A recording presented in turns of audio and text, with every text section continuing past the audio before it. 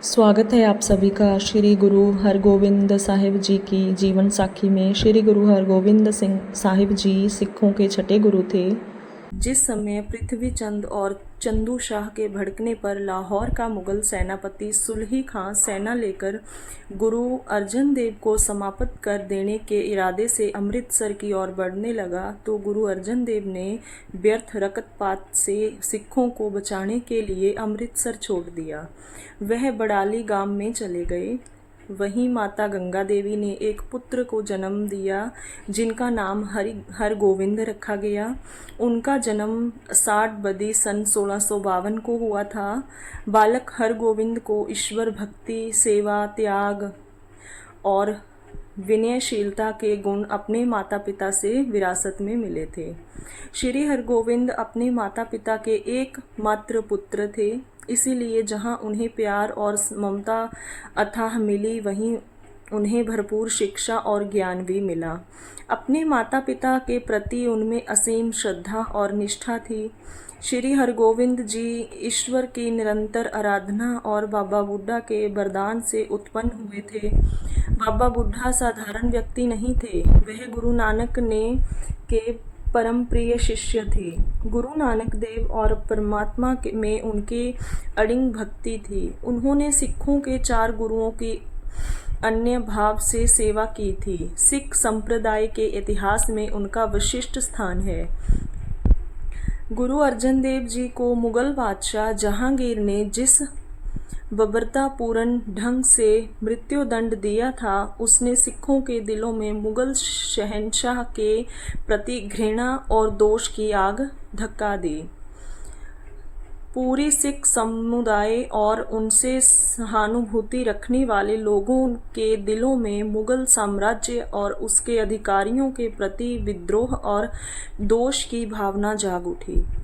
गुरु अर्जन देव ने जिस शांति से अपने आपको शहीद किया था, उससे सिखों में एक नया आत्मविश्वास और एक नई शक्ति पैदा हो गई। अपने सिख धर्म के लिए वे शहीद हो जाने के लिए तैयार हो गए।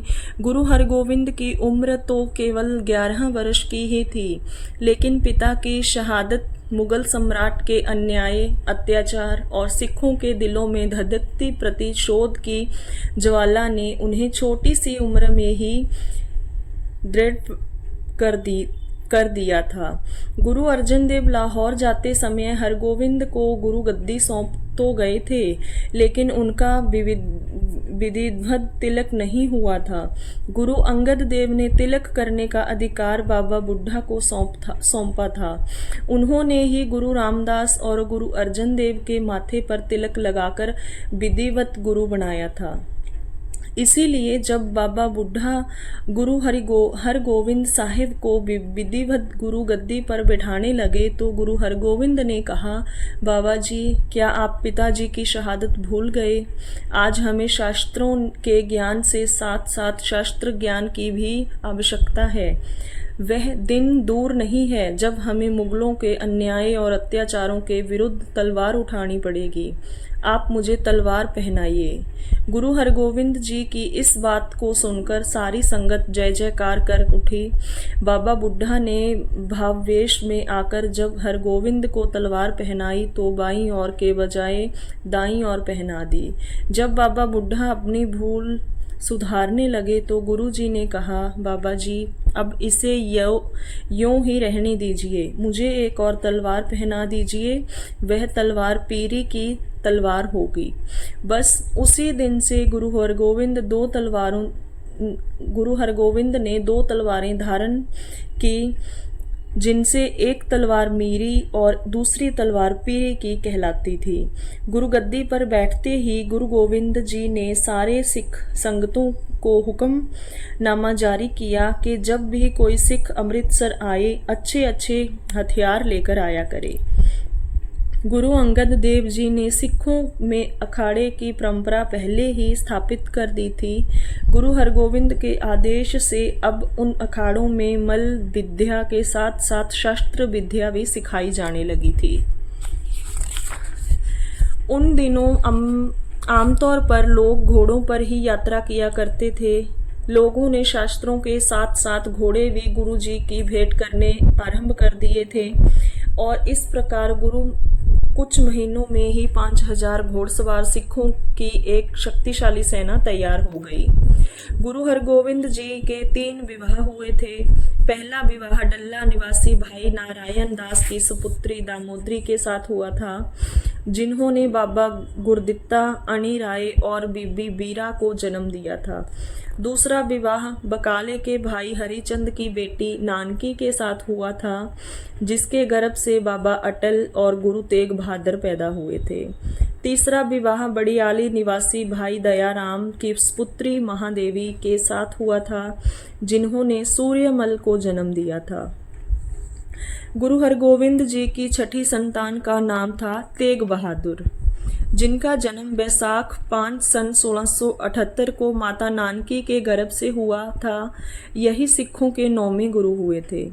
गुरु हरगोविंद द्वारा सिखों के एक शक्तिशाली और जुझारू कौम के रूप में संगठित करते देख जहांगीर के दीवान चंदू शाह के सीने में धधकती प्रतिशोध की ज्वाला, जो अर्जुन देव का खून पीने के बाद भी बुझी नहीं थी, और भी तेजी से भड़क उठी।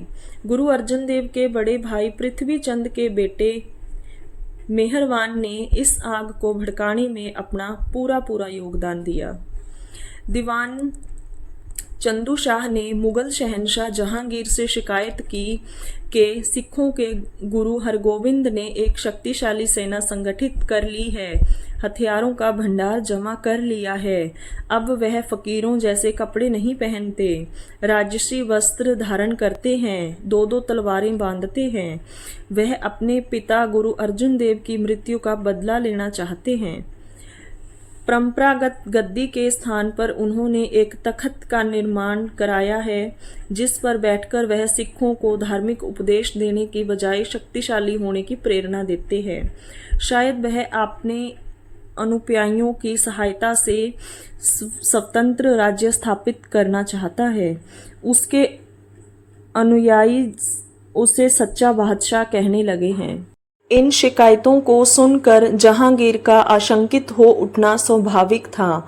गुरु हरगोविंद की सैनिक तैयारियों को देखकर उसे विश्वास हो गया था कि गुरु हरगोविंद अपने पिता की मृत्यु का बदला लेना चाहता है। जहांगीर ने उसी समय अपने 2 अधिकारियों वजीर खां और बेग को आदेश दिया कि वह अमृतसर जाकर गुरु हरगोविंद को दिल्ली ले आएं, और अगर वह राजी से दिल्ली आने को तैयार ना हो तो उन्हें गिरफ्तार करके लाया जाए। वजीर खां गुरु अर्जुन देव का शिष्य था। वह इस आदेश को पाकर धर्म संकट में पड़ गया। ना तो वह अपने गुरु के पुत्र को गिरफ्तार कर सकता था और ना ही शाही हुक्म की अवहेलना कर सकता था। उसने अमृतसर पहुंचकर गुरु हरगोविंद को प्रणाम किया और बड़ी विनम्रता से बोला, शाह जहांगीर ने आपको दिल्ली बुलवाया है, आप मेरे साथ दिल्ली चलिए। गुरु हरगोविंद वजीर खां के धर्म संकट को समझ गए थे।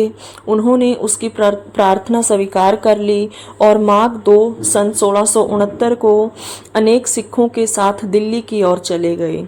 दिल्ली पहुंचकर उन्होंने दिल्ली से बाहर मजनू का टिल्ला स्थान पर अपना पड़ाव डाला। दूसरे दिन हरगोविंद बादशाह जहांगीर के बुलाने पर दरबार में पहुंचे। वे बिल्कुल निर्भय थे। उन्होंने बड़ी दृढ़ता से अपने ऊपर लगाए गए आरोपों का खंडन किया। उनकी बातों से जहांगीर बहुत प्रभावित हुआ। उसने गुरु हरगोविंद पर लगाए आरोपों को वापस ले लिया। वह जान गया था कि ये आरोप निराधार है। लेकिन चंदू शाह ने फिर जहांगीर के कान भरने शुरू कर दिए। बादशाह जहांगीर को यह विश्वास दिला दिया कि गुरु हरगोविंद की सैनिक तैयारियां मुगल सल्तनत के विरुद्ध खुला विद्रोह हैं। इस बात से जहांगीर चिंतित हो उठा और उसने गुरु हरगोविंद को गिरफ्तार कर ग्वालियर के किले में कैद कर लिया। आज की गुरु हरगोविंद की साखी को यहीं पर समाप्त करते हैं। बाकी की साखी